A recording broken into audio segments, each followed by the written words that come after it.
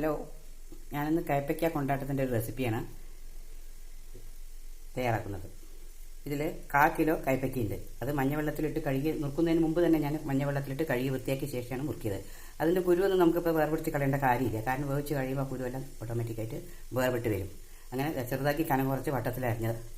അതിന് ഞാൻ ഇവിടെ ഗ്യാസിൽ ചീനച്ചട്ടി വെച്ചിട്ട് ഈ ഗ്ലാസ്സിന് 1 ഗ്ലാസ് വെള്ളം തിളപ്പിക്കാൻ വെച്ചിട്ടുണ്ട്. അതിൽ 1.5 ടീസ്പൂൺ ഉപ്പാണ് ഞാൻ ഇട്ടത്. കാരണം കൊണ്ടാട്ടത്തിന് എപ്പോഴും ഉപ്പ് കുറച്ച് കൂടുതലായിട്ട് നിൽക്കണം. അതിലേക്ക് ഈ കയ്പ്പയ്ക്ക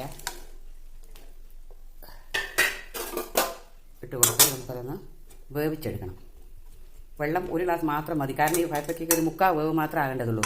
അത് വെന്ത് കഴിയുമ്പോഴേക്കും ആ വെള്ളം അതിൽ വറ്റി പിടിച്ചിരിക്കണം. അല്ലാതെ തിളപ്പിച്ച ശേഷം വെള്ളം നമ്മൾ ഊറ്റിച്ച് കളഞ്ഞാൽ അതിൻ്റെ പോഷക ഗുണങ്ങളെല്ലാം നഷ്ടപ്പെടും. അതുകൊണ്ട് ആവശ്യത്തിന് മാത്രം വെള്ളം ഒഴിച്ച് കൊടുത്തിട്ട് ഒന്ന് അടച്ച് കൊടുത്തിട്ട് നമുക്കൊന്ന് വേവിച്ചെടുക്കാം. ഒരു 1/4 വേവായ മതി. നമുക്കതൊന്ന് അടച്ച് വെച്ച് വേവിച്ചെടുക്കാം.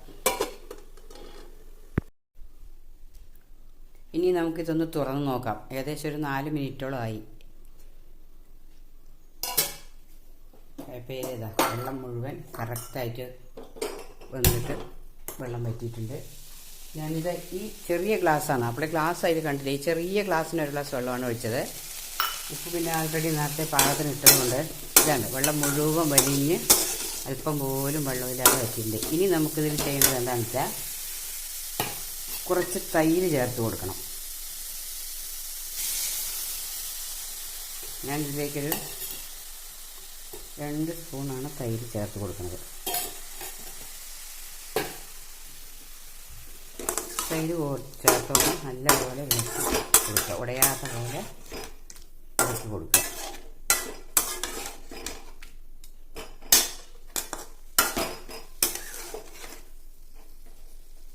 അപ്പോൾ യൂസായിട്ടുള്ള തൈര് തന്നെയാണ്. എന്താ വെച്ചാൽ എല്ലാ ഭാഗത്തും ഒരുപോലെ പിടിച്ച് വേണം. ഉപ്പ് ഞാൻ നേരത്തെ നന്നായി ചേർത്തുകൊണ്ട് ഇതിൽ ഉപ്പ് ചേർക്കേണ്ട കാര്യമില്ല. ഇനി നിങ്ങൾ വേവിക്കുന്ന സമയത്തേക്കും ഉപ്പ് കുറവ് തോന്നുകയാണെങ്കിൽ ആ തൈരിലേക്ക് ആവശ്യമുള്ള ഉപ്പ് കുറച്ച് ചേർത്ത് ഒന്ന് ചൂടാക്കിയാൽ മതി. ഇനി ഒരുപാട് വേവിക്കേണ്ട കാര്യമില്ല. ഈ തൈരിൽ തന്നെ അത് കിടക്കട്ടെ.